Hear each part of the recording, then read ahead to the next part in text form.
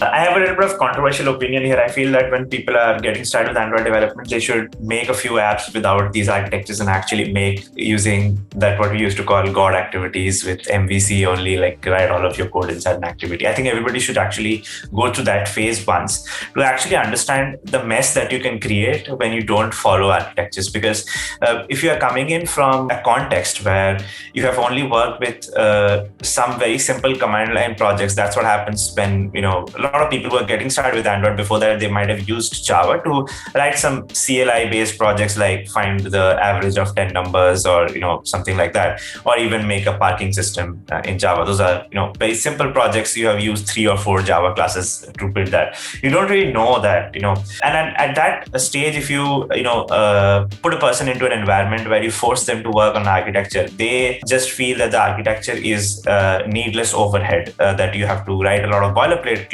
code and you don't see the advantages of that happening.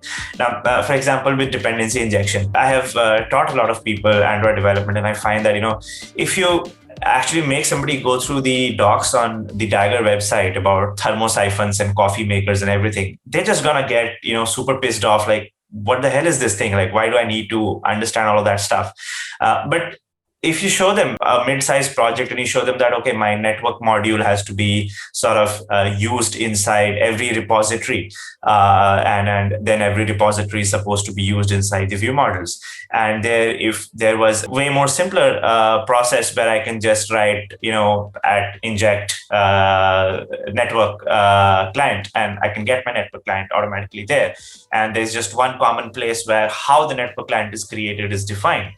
It's just like some bulb lighting up in their head. They see that, oh, okay, this is where I'm actually gaining in terms of, because when you're making your first, simple app, let's say like a Twitter clone or a, Medium clone or something like that, you're building, or a to-do list app, and their network client is going to be used in only one single place in the entire app.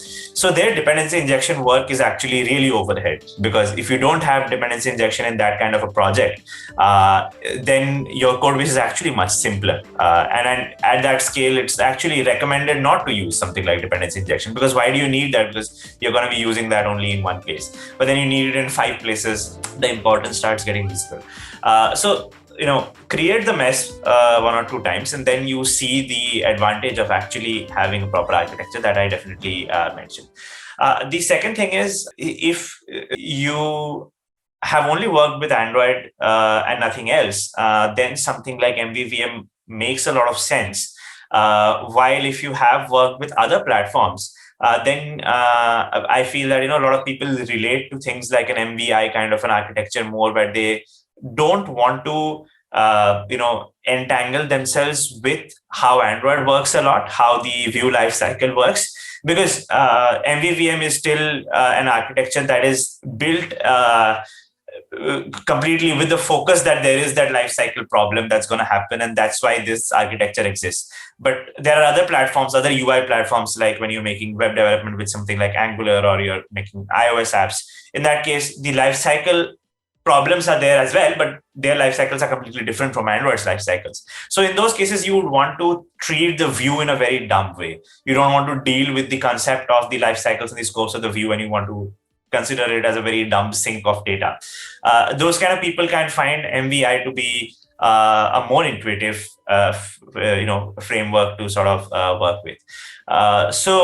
Understanding that is also important. I think people should try out using MVVM, MVP, and MVI, all 3 of them once, and see which is the framework that they feel most intuitive to work with, and take a pick according to that. Also see which one they find best to test with. Like, I have done interviews, a lot of people say that MVVM is good because it is testable, and I tell them that the other frameworks, the other patterns are also equally testable. It's just the way you write tests, it depends on that.